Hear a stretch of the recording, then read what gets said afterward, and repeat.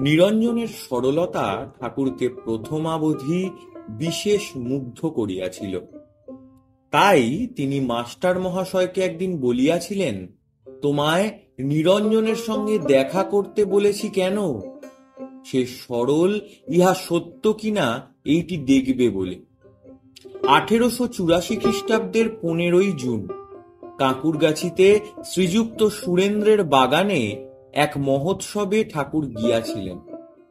কীর্তনান্তে তিনি ভক্ত সঙ্গে উপবিষ্ট আছেন।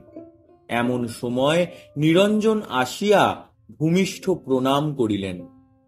ঠাকুর তাহাকে দেখিয়াই দাঁড়াইয়া উঠিলেন।